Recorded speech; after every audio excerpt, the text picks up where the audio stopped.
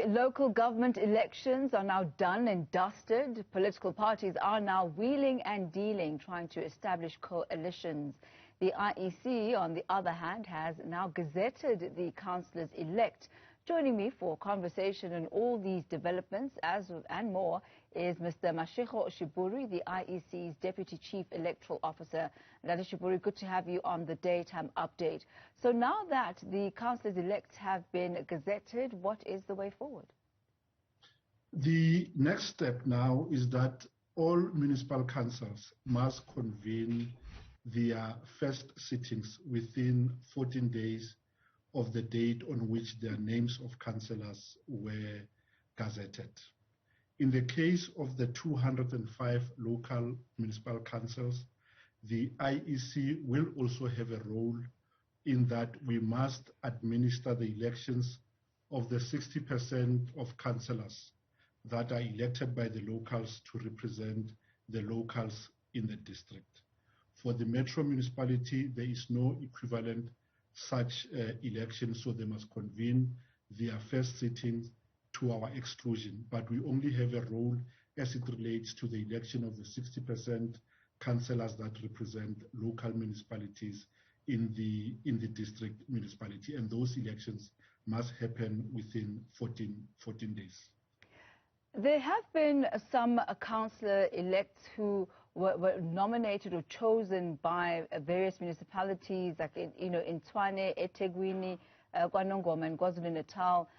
They are no longer with us. They're now deceased, and yet they won those various municipalities. What is the way forward regarding those? Mr. Ngobel, can you come back again? You broke for a minute. I could not hear the question. Yes, not a problem. There are some municipalities where the candidates who were elected are now deceased. What happens in those particular areas? Okay, in terms of the list that we published, there is only one councillor who is deceased in the eMalahleni municipality in Mpumalanga, and that councillor was elected on a proportional representation list. Beyond the first sitting of that council meeting, the party that had nominated that councillor will have an opportunity to fill that vacancy because that councillor was elected on a PR list. If, however, that councillor was elected to represent a ward or had won a ward, that would have meant that a by-election would have to be called in that ward. But as I speak, there are no councillors who are deceased who had won wards. There's only one councillor who had won a proportional election in the municipality of eMalahleni in Mpumalanga. In those circumstances, the party can replace that councillor with the name of a new councillor after the first sitting of the council. And what about the call for by-elections in Dr. Sheburi that have been made? Is the IEC dealing and investigating some of those calls? No, we are not, because on our part, the only way we'd have contemplated by-elections were in instances where the Commission was unable to declare a result in a ward or in a municipality. As we speak, the Commission has declared results for all the wards, results for all the municipalities. So from our perspective, we are not contemplating any by-elections. That does not, however, rule out that there may be instances where councillors resign or councillors lose membership of a municipal council. And to the extent that those represent wards, the only way to replace them would be by way of a by-election in that ward. And what then is the way forward, should there be any sort of hung councils?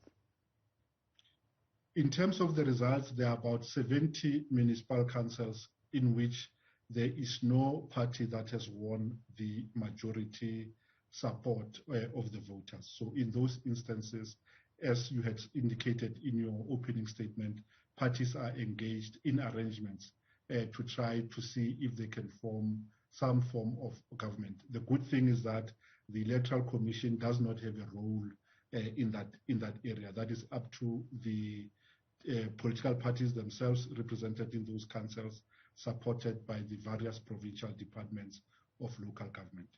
And really my question was pointed at that. Should there not be any sort of coalitions formed, should the parties not be able to meet at any point, what then? Those decisions, fortunately, will have to be taken by bodies other than the Electoral Commission. So we can only act if we are informed that there has been a vacancy declared and that that vacancy is in terms of the law. Before we act, there must be a vacancy declared by a competent authority, either a municipal manager or a MEC. So far, we have no vacancies. We are not contemplating any by-elections. So the first sitting then in 14 days is the summary of what happens now that the candidates, the councillors-elect rather, have been gazetted. Thank you for your time, Dr. Sheburi. Thank you. Thank you. He is Masego Sheburi, the Deputy Chief Electoral Officer for the IEC.